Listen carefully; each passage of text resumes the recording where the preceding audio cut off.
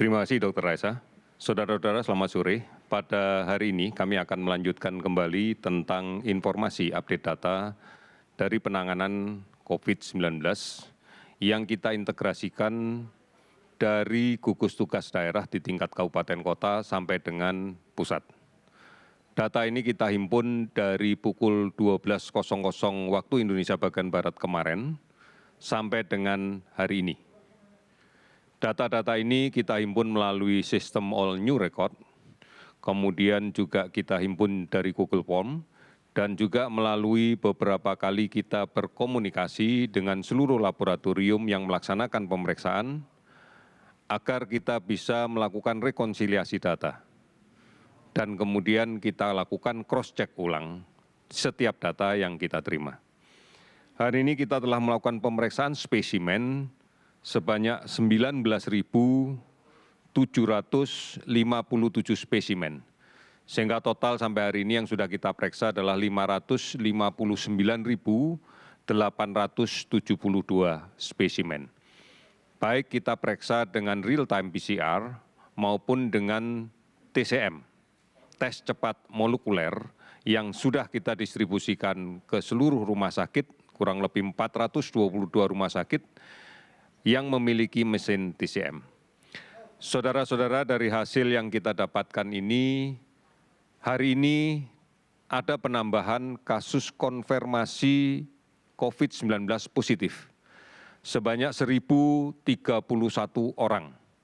Sehingga akumulasi total positif yang telah kita miliki sebanyak 41.431 orang.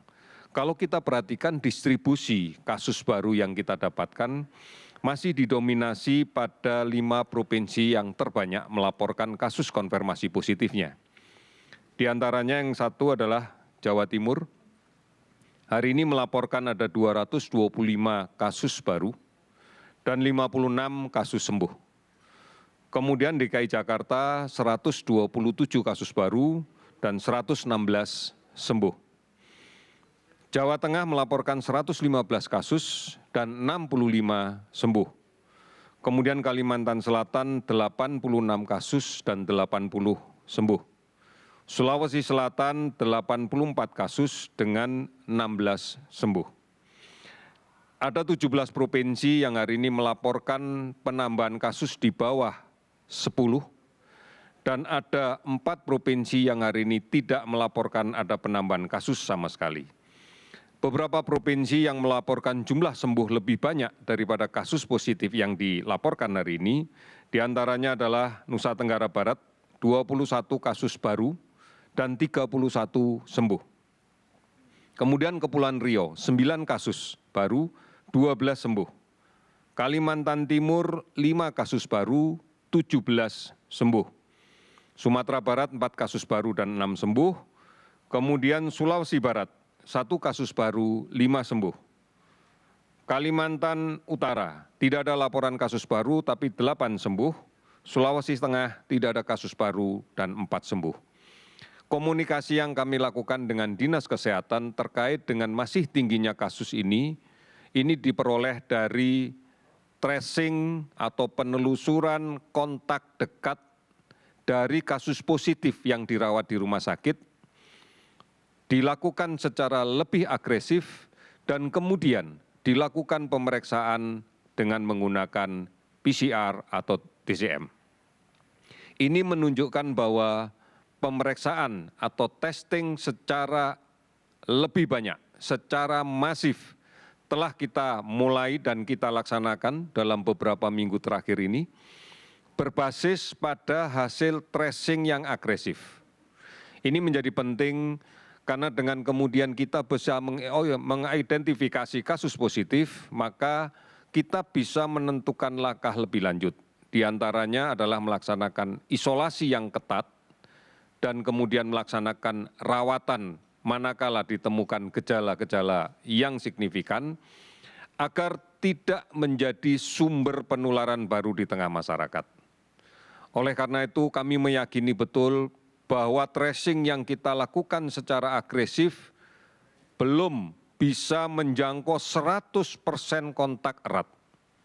Oleh karena itu, kita harus merubah kebiasaan-kebiasaan yang baru di dalam konteks untuk berkomunikasi secara sosial, di dalam konteks untuk melaksanakan aktivitas produktif lagi dengan mematuhi protokol kesehatan.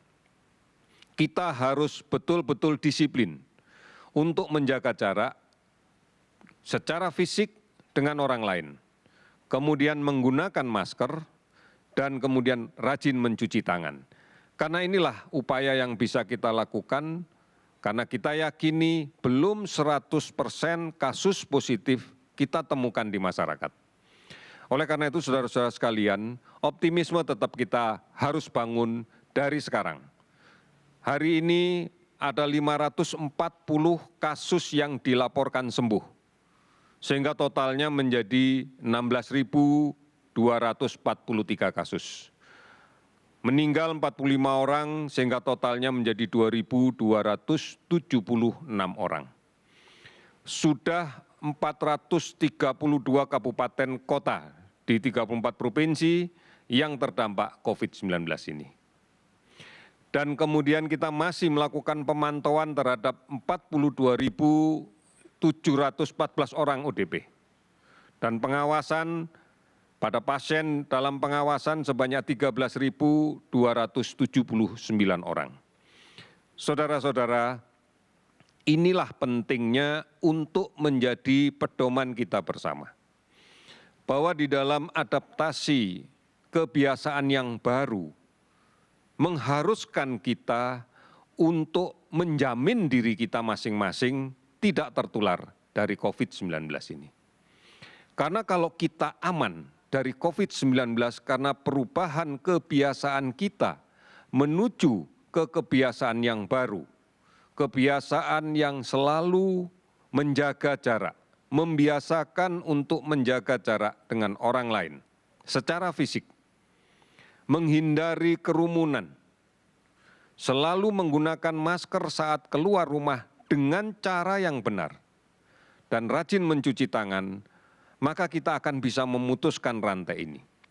Kita akan aman dari tertular. Dalam kondisi kita aman dari proses penularan COVID-19, maka kita akan bisa produktif kembali. Kita akan bisa bekerja kembali. Ini bukan hanya dilakukan oleh bangsa kita.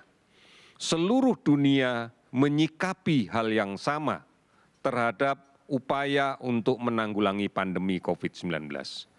Oleh karena itu, berkali-kali kami tidak akan pernah bosan untuk sekali lagi mari kita segera beradaptasi dengan kebiasaan-kebiasaan yang baru.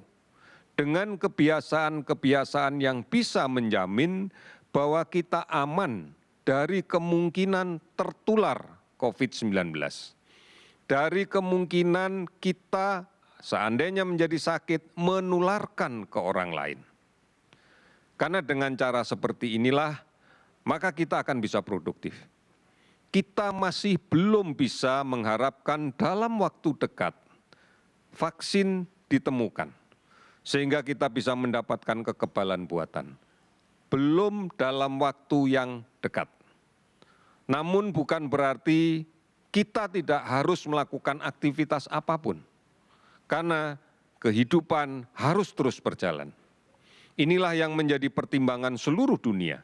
Dan ini juga yang menjadi pertimbangan pemerintah di dalam kaitan menyikapi adanya pandemi COVID-19 ini. Ini permasalahan kita bersama. Oleh karena itu, hanya kita secara bersama-sama dan terus-menerus harus melakukan perubahan kebiasaan ini. Kami yakin basis dari upaya untuk merubah kebiasaan ini ada pada keluarga. Kami sangat berharap bahwa di lingkungan keluarga terjadi perubahan ini. Tentunya dengan keteladanan kepala keluarga. Ini menjadi kunci agar kita secara bersama-sama bisa membiasakan, bisa membudayakan kepada anak-anak kita untuk tertib dan patuh menjalankan protokol kesehatan. Kita bisa, Kita pasti bisa. Terima kasih, selamat sore.